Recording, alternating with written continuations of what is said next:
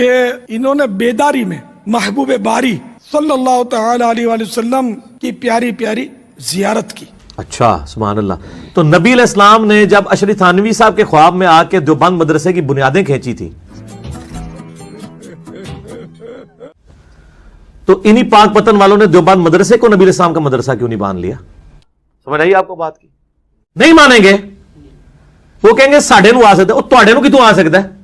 دو ہی جھوٹ مار دیو، کچھ حیا کر۔ تو ہیلو فرینڈز، السلام علیکم، ایک بار پھر آپ کی خدمت میں حاضر ہوں۔ پھر سے آگے رہا بھائی، آج پھر جو ہے وہ بابا نیاز قادری کے اوپر ویڈیو ہے۔ شیخ طریقت، پیر طریقت، رہبر شریعت، ریحان ملت، پروان شمع رسالت، آقا نعمت، عاشق ماہ رسالت، محسن اہل سنت، عالم شریعت، واقف اسرار حقیقت، مخزن علم و حکمت، پیکر رشد و ہدایت، عارف شریعت و طریقت، غواص بحر حقیقت و معرفت، وارث الانبیاء والمرسلین، زبدۃ العارفین والسالکین، مصنف کتب کثیرہ، عاشق اعلی حضرت، نائب اعلی حضرت، نائب غوث الورا، مجدد میعت حاضرہ، غوث الوقت، امیر اہل سنت، ابو بلال، میری مراد، محمد الیاس عطار قادری رضوی ضیائی۔ اصل افسوس کی بات یہ کہ جب نبی پاک صلی اللہ علیہ وآلہ وسلم کا نام آتا ہے نا، تو پھر یہ پتہ کتنا بولتے ہیں نبی علیہ السلام، یا پھر یہ بول دیتے ہیں کہ نبی صلی اللہ علیہ وسلم، بس اتنا، صرف اتنا بولیں گے۔ اور جس کے دین کو یہ لوگ بگاڑ رہے ہیں، جس کے دین کو، جس کی محنت کو، جس کے گھرانے نے اتنی تکلیفاتیں کاٹی، جو ان کے دین کو بگاڑ رہے ہیں، ان کے نام کی اتنے القابات ہیں، اور نبی کے صرف نبی علیہ السلام یا صلی اللہ علیہ وسلم، صلی اللہ علیہ وآلہ وسلم بھی پورا نہیں کہتے۔ خدا کی قسم کن لوگوں کے ہتھے چڑھ گئی یہ امت، بگاڑ کے برباد کر کے رکھ دیا۔ بات تو صحیح ہے۔ وہ آپ نے فرعون والی فلم تو سنی ہوگی نا، کہ وہ فرعون کے دروازے پہ لکھا ہوا تھا بسم اللہ الرحمن الرحیم۔ میں نے ایسا کب کہا تھا؟ فرعون نے ایک محل بنایا خدائی کا دعویٰ کرنے سے پہلے، تو اس نے اپنے باہری دروازہ یعنی مین انٹرنس پر بسم اللہ الرحمن الرحیم لکھ کر لگا دیا۔ پوری فلم ابھی باقی ہے، وہ تو خیر میں نے انٹرو رکھا تھا اپنی ویڈیو کا، اب پوری ویڈیو آپ دیکھیں کہ کیا اس سے، مطلب اس بسم اللہ جو لکھی ہوئی تھی اس سے کیا کیا ہوا، کیا معجزے ہوئے فرعون کے ساتھ۔ پہلے آپ وہ دیکھیں۔ ارے نہیں، آپ نے کہا تھا اس دن جب آپ ناؤ میں تھے تب آپ نے کہا تھا، اور آپ نے یہ بھی کہا تھا بعد میں اس بدبخت نے خدا کا دعویٰ کر دیا، لیکن بسم اللہ لکھی ہوئی تھی اس کے دروازے پر۔ حضرت سیدنا موسیٰ کلیم اللہ علیہ نبینا وعلیہ الصلوۃ والسلام کو نے ان کو نیکی کی دعوت دی، لیکن اس بدبخت نے سرکشی کی، بغاوت کی، اپنی اس کفر سے باز نہ آیا۔ موسیٰ علیہ السلام ناراض ہوئے۔ اللہ پاک نے موسیٰ علیہ السلام سے فرمایا کہ تم تو یہ چاہتے ہو کہ اس کا محل جو ہے یہ برباد کر دیا جائے، تم اس کے کفر کو دیکھ رہے ہو فرعون کے، اور میں اپنا نام دیکھ رہا ہوں جو اس نے اپنے دروازے پر لگا کر رکھا ہے، بسم اللہ الرحمن الرحیم لکھا ہوا لگا ہونے کی وجہ سے اس کا محل برباد ہونے سے بچا۔ یہ واقعہ امام فخر الدین رازی رحمۃ اللہ علیہ نے تفسیر کبیر جلد اول میں لکھا ہے۔ مسجد اقصیٰ کو شہید کیا جا رہا ہے، اور فلسطین میں کتنی مسجدوں جو ہیں وہ شہید کر دی گئی ہیں، پاکستان کے اندر کتنی مسجدیں شہید کی گئی ہیں، بر اعظم ایشیا کے اندر کتنا کچھ جو ہے وہ نقصان ہو چکا ہے مسجدوں کا، مزاروں کا، جہاں پر پورے پورے کلمے لکھے ہوئے تھے، وہ تو ٹوٹنے سے نہیں بچ سکے۔ قرآن لوگوں نے جو ہے وہ جلا دی ہیں، سمندر سیلابوں کے اندر سے قرآن جو ہے نعوذ باللہ بری حالت میں ملے ہیں، وہاں تو اللہ تعالیٰ نے ان کو نہیں بچایا۔ اس لیے دیکھو اس نے بسم اللہ الرحمن الرحیم لکھا، میرا نام لکھا ہوا، اس وجہ سے میں اس کے جو ہے وہ گھر کو نہیں گرا رہا۔ خدا کے لیے جھوٹ بولنا بند کرو میرے بھائی، اسلام کو اس طریقے سے مت پیش کرو جو تم چاہتے ہو، وہ بتاؤ جو ایکچولی طور پہ ہے۔ یہ تھی پوری فلم، اب آگے چلتے ہیں۔ چلو چلو چلو۔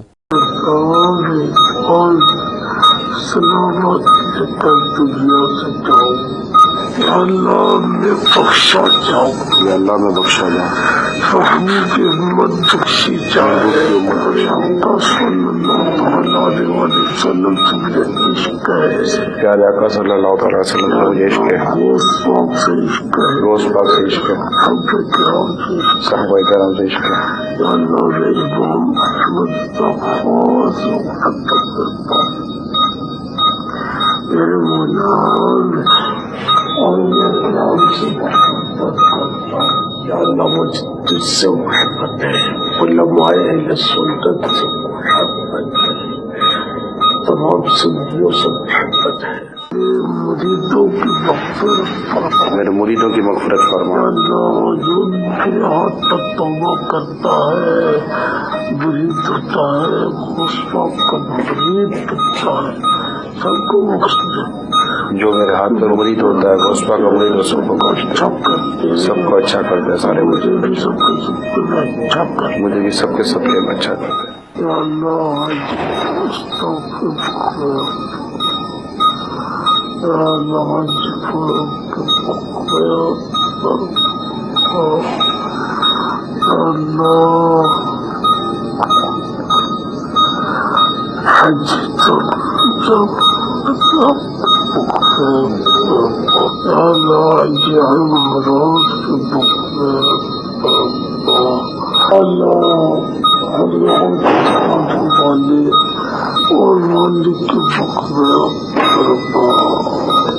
اللہ دعوت سے اسلامی اور والی کی وقت دعوت اسلامی اللہ دعوت اسلامی والے اور والی کو بے شک دعوت اسلامی والے اور والی کو بے شک دعوت اسلامی کا بول بالا دعوت اسلامی کا بول بالا اللہ دعوت اسلامی کے تمام کی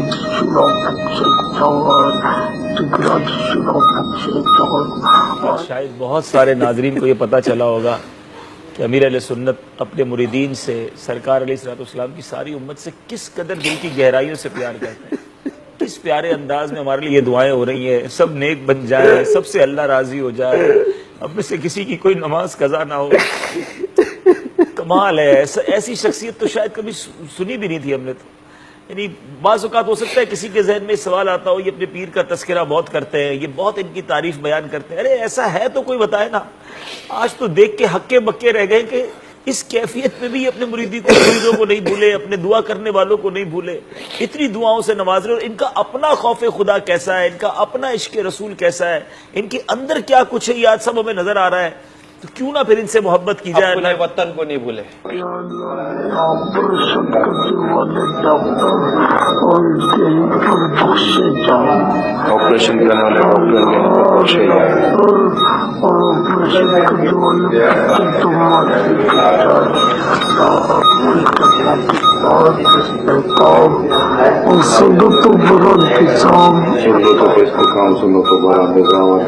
جو یقیناً آپ نے ویڈیو ملاحظہ فرما لی ہوگی، اسے کہتے ہیں بغض اہل بیت۔ یہ ہے نبی کے گھرانے سے بغض رکھنا، یعنی کہ آپ بیمار ہیں، آپ کی طبیعت بہت خراب ہے، آپ ادھر بھی غوث پاک کو آپ نے جو ہے وہ یاد رکھا ہوا ہے، صرف غوث پاک کو۔ نہ مولا علی کا ذکر ہے جو تمام ولیوں کے سردار ہیں، ولیوں کے، ٹھیک ہے، نہ مولا علی کا ذکر ہے، نہ حضرت امام حسن حسین کا ذکر ہے۔ یہی تو ہوتا ہے بغض اہل بیت۔ اور ہم کیا چیختے ہیں اور ہم کیا کہتے ہیں؟ یہی کہتے ہیں جو دین کا حصہ نہیں ہے ان لوگوں کو آپ نے موت کے ٹائم پہ بھی یاد رکھا ہوا ہے۔ اس لیے تو میں کہتا ہوں کہ اللہ سے دعا کیا کریں کہ آپ لوگ جو ہیں وہ اٹھیں کل قیامت والے دن غوث پاک کے ساتھ، جن کو غوث پاک آپ مانتے ہیں، جو ایکچولی طور پہ اللہ کے ولی ہیں، وہ ایسے نہیں ہیں۔ یہ آمین بولیے گا تاکہ ہم یہ بول سکیں، جو ہم بچ جائیں گے لوگ، کہ ہمارا خاتمہ ایمان پر ہو، اہل بیت سے محبت ہو، کوئی بغض اہل بیت نہ ہو دل کے اندر۔ تو یہ ویڈیو یہاں تک ہوگی، ایک ویڈیو بھی آپ کو میں اور دکھاتا ہوں۔ السلام علیکم ورحمۃ اللہ وبرکاتہ۔ وعلیکم السلام ورحمۃ اللہ وبرکاتہ۔ پیارے بابا جان، میرا نام محمد آصف اتاری ہے، میں باب المدینہ کراچی سے عرض کر رہا ہوں۔ آپ کی بارگاہ میں عرض یہ ہے کہ بابا جان، کیا جنات بھی سائنسی ٹیکنالوجی سے استفادہ حاصل کر سکتے ہیں؟ کیونکہ بعض اوقات ایسا دیکھا گیا ہے کہ جب ہم لوگ سسٹم وغیرہ آف کر کے جاتے ہیں، آفیسز وغیرہ کے، یا کوئی مشین وغیرہ آف کر کے جاتے ہیں، تو اور صبح آ کے دیکھتے ہیں تو سسٹم وغیرہ آن ہوئے ہوتے ہیں، ان پہ کچھ کام بھی کیا جا چکا ہوتا ہے۔ اس کے بارے میں آپ کیا فرماتے ہیں؟ محترم میٹھے میٹھے باپا جان، ہمارے اسلام بھائی نے ایک سوال کیا، اس سے ریلیٹڈ ایک واقعہ ذہن میں آ گیا۔ ہمارے ایک تعویذات عطاریہ کے بستہ ذمہ دار کسی ایسے اسلامی بھائی کے گھرانے کا علاج کر رہے تھے جہاں جنات کے معاملات تھے، تو ان کو عجیب و غریب قسم کے نمبر سے، نیٹ ورک سے ان کو فون کالز آتی تھیں، اور وہ آواز بھی بہت عجیب و غریب جیسی ہوا کرتی تھی، اور وہ اس کو وارن کرتے تھے، اس کو خبردار کرتے تھے کہ فلاں کے معاملات میں آپ ہاتھ نہ ڈالیں ورنہ ہم آپ کو اور آپ کے پورے گھرانے کو آزمائش میں ڈال دیں گے۔ تو پیارے باپا جان، اس کے حوالے سے کوئی ارشاد فرمائیے۔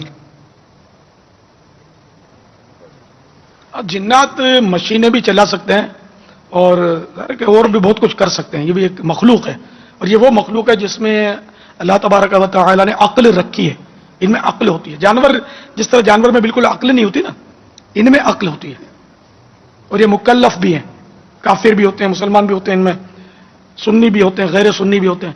کا نام لے، وہ میرے بھائی، وہ یقین کرو یہ بابا تمہارا جو ہے نا، اس کو کوئی گولی کھلاؤ جو یادداشت اس کی واپس آ جائے۔ اور بھائی جنات میں سنی غیر سنی کیا ہوگا؟ کافر اور مسلمان، یہ دو چیز تو سمجھ میں آتی ہے، ہے ہندو یا مسلمان, کافر یا مسلمان, یہ 2-4 چیزیں سمجھ میں آتی ہیں. یہ کیا ہے, سنی ہے غیر سنی ہے, تمہارے بابے کا علاج کرواؤ, اس کو پروٹین کی جو ہے وہ بہت کمی ہے, بلڈ کی بہت کمی ہے اس بندے کو, بہت سفیدی اس کے منہ پہ چھائی ہوئی ہے, بابے اپنے کا علاج کرواؤ. جنات میں بھی خصلتیں نکال دے, سنت وہابی, اہل سنی, خدا کا نام مانو.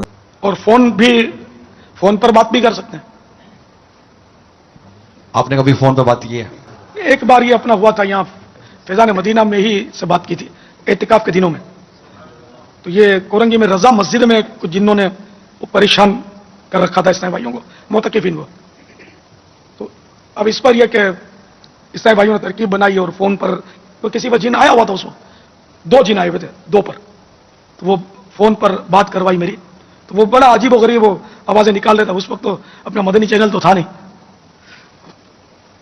نہ کوئی وہ سسٹم ایسا تھا جو اس کی آواز ریکارڈ کی جا سکتی. بہت سال ہوئے اس کو. وہ بہت ہی بدھی کر کے وہ اس طرح کی باتیں کر رہے تھے انداز میں. تو تھوڑی وہ ٹیڑھی باتیں کی اس نے کیا, تو میں نے اس کو ڈانٹا تھا. تو پھر تھوڑا سنبھل گیا. اور خیر کیا بات ہے, مطلب کہ جو آج کل جنات نے بھی بدماشی گروپ جوائن کیا ہوئے, ڈون بنے ہوں گے, فون کر دیتے کہ فلانے کے معاملے میں فلانے کے پھڈے میں نہیں, تو ایسی تیسی کر دیں گے. صحیح ہے, بدماش ہوں گے بھائی, جن ہیں بدماش بھی ہو سکتے ہیں وہ. خیر ابھی تھوڑا اور آگے چلتے ہیں. میں نے کہا کہ تم ان کو تنگ کرنا چھوڑ دو. تو بولا ہم یہاں 10 جنات ہیں جو اعتکاف کیے ہوئے ہیں, اور یہ لوگ جو ہے نا کچھ اس طرح کے ان کے مسائل بتائے تھے اس جن نے, کہ یہ چھوٹے لڑکوں سے بہت ترکیبیں کرتے ہیں, دوستیاں کرتے ہیں مردوں سے.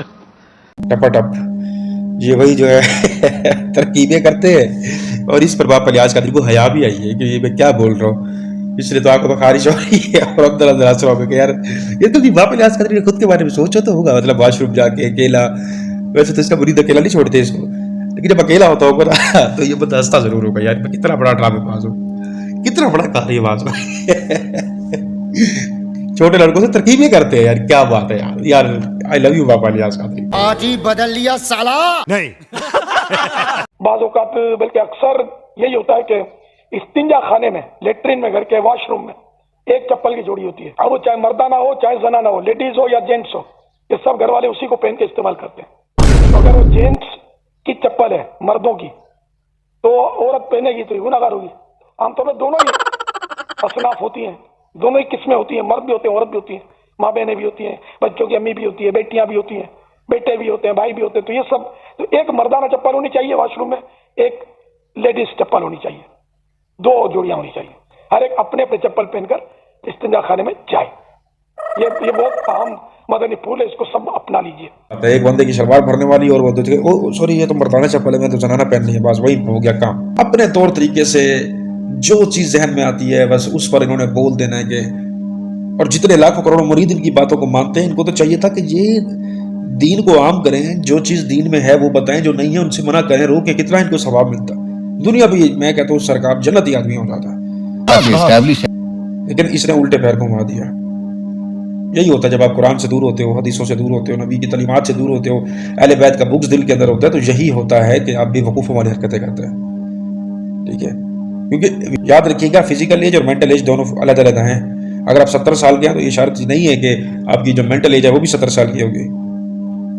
اگر آپ 20 سال کے ہیں تو یہ کنفرم نہیں کہ آپ کی ایج مینٹل جو ہے 20 سال کی ہوگی, آپ کی 80 سال کی ہو سکتی ہے. آپ 60 سال کی ایج مینٹل رکھ سکتے ہیں اس ٹائم میں 20 سال کے ہوتے ہوئے. یہ عقل اور شعور کی بات ہے. اللہ تعالیٰ جس کو جیسے جو ہے وہ عطا کرے. کیا بات ہے, معلوم ہے تیرے باپ کو مت سکھا. چل تو بس یہی کہنا چاہوں گا. یہ ویڈیو جہاں تک تھی آپ لوگوں نے دیکھی, ملاحظہ فرمائی ہوں گی.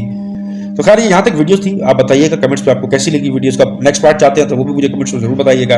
اور کوئی مولوی ہے تو وہ مجھے, یا کوئی بھی مولوی ایسا مجھے آپ سجیسٹ کر سکتے ہیں. میرے انسٹاگرام کا جو لنک ہوتا ہے وہ ڈسکرپشن کے اندر موجود ہے ہر ویڈیو کے اندر. باقی کمنٹس پہ بھی مجھے بتا سکتے ہیں آپ. اور اپنا بہت سارا خیال رکھیے گا اور دعاؤں میں یاد رکھیے گا. ملتے ہیں نیکسٹ ویڈیو میں. اللہ حافظ.